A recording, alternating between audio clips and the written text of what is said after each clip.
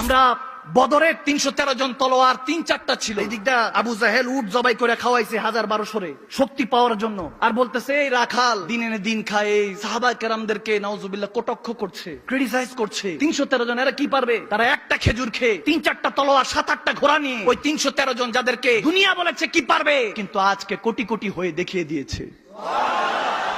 অথচ তলোয়ার আমাদের শান ছিল। মাহদী আলাইহিস সালাম আসবে, আমাদের ইমাম আসবেন, আমাদের প্রস্তুতি কোথায়? দাজ্জাল তার সর্বশ্রেষ্ঠ সিস্টেম চালিয়ে দিয়েছে, গণতন্ত্র নামে ষড়যন্ত্র, আমরা ওগুলো শিকার। এখন সালতানাতে ইহুদি চলতেছে, ইহুদিদের সালতানাত চলতেছে, তারা যেমনি চাইতেছে এমনি আমাদেরকে না চাইতেছে। আমরা ৬০০ বছর ওসমানী সালতানাত মুসলমানদের রাজত্ব ছিল, আজ থেকে ১৫০ বছর ২০০ বছর আগেও আমরা মুসলমানরা যা বলেছি পৃথিবীকে তা শুনতে হয়েছে। তবে আমরা হকের পক্ষে ছিলাম। আমাদের শেষ সুলতান হামিদ যখন ইন্তেকাল করেছেন, এরপর থেকে আহলে বায়াত প্রেম চলে গিয়েছে। আমরা ওলামায়ে কেরামরা তলোয়ার নিলে এখন জঙ্গি ডাকবে, টেররিস্ট ডাকবে। আমার নবী যখন জাহিরি ভাবে পর্দা করেন, ইন্তেকাল করেন, খেলাফতের মধ্যে আমিরুল মুমিনিন হন আবু বকর সিদ্দিক রাদিয়াল্লাহু তাআলা, তাও শের খুদা আলীর ইজাজত। সুবহানাল্লাহ বলবেন না? মান কুনতু মাওলা তো বলেই দিয়েছেন। আবু বকর সিদ্দিক তো জানেন এখন মওলাকে, বসার কথা ছিল শের খুদা আলীর, কিন্তু বলতেছেন মওলা আলী যে না ভাই আপনাকে বসতে হবে, আমি বসলে নবীর খানদান থেকে বসা হয়ে যাবে। তো বলবে নবীর পরে নবী, তো এরকমই তো হিসাব হচ্ছে। অনেক সূক্ষ্ম বিষয়। একে তো আমাদেরকে নাসিবিরা শেষ করছে, আরেক দিকে তো খারিজিরা আমাদের উপর তলোয়ার চালাচ্ছেই। সব শেষ করে সুন্নিয়ত থেকে আমাদেরকে দূরে ঠেলে দিচ্ছে সবকিছু।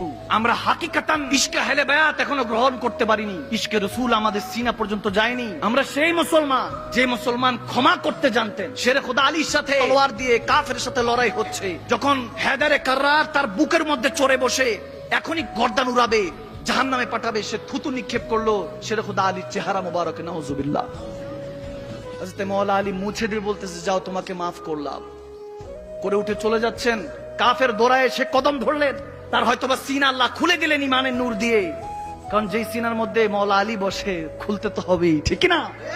হায় হায় হায়, এসে শের খুদা আলীর কদম মোবারক ধরে বলতেছে ইয়া আলী, আমাকে ছেড়ে দিচ্ছেন কেন? আপনাকে তো আমি চরম আঘাত করেছি, যখন তলোয়ারের নিচে ছিলাম আমি, এখনই গর্দান দিবেন, তখন আমি থুতু নিক্ষেপ করে আপনার রাগ আরো বাড়িয়ে দেওয়ার কথা, আপনি আমাকে ক্ষমা করে দিলেন, কমে গেল, পানি হয়ে গেল, এটা কিভাবে সম্ভব?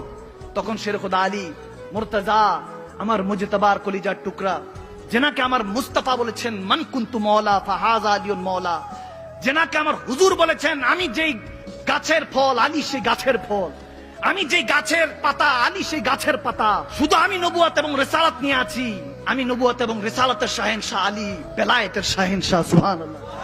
সে হায়দারে কাররার শের খুদা আলী বলতেছেন এতক্ষণ আমি আল্লাহ আল্লাহ রাসূলের জন্য তোকে ঘৃণা করছিলাম, যখন তুই আমার চেহারায় থুতু দিয়েছিস সেটা পার্সোনাল হয়ে গিয়েছে, এখন এটা পার্সোনাল। আমি যদি তোর গর্দান উড়িয়ে দিতাম, কিয়ামত পর্যন্ত সবাই বলতো আলীর চেহারায় থুতু নিক্ষেপ করেছে, এজন্য হয়তো বা গর্দান উড়িয়েছে।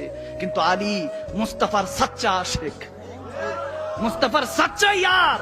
আলী এই গাদ্দারি করবে না, কারণ হুব্বু ফিল্লাহ ফি রাসূল বুগযু ফিল্লাহ ফি রাসূল। আমার হুজুর বলেছেন আল্লাহ আল্লাহ রাসূলের জন্য ভালোবাসো, আল্লাহ আল্লাহ রাসূলের জন্য ঘৃণা করো। যেখানে নিজ চলে আসবে, নফসানিয়াত চলে আসবে, ওখানে নফসকে কতল করবা, ইনসানকে নয়। পাপকে ঘৃণা করো, পাপীকে নয়। এজন্য শের খুদা আলী দৃষ্টান্ত দিয়ে আমাদেরকে বুঝে গিয়েছেন ক্ষমাই হলো ইসলাম একমাত্র নীতি, ঠিক না?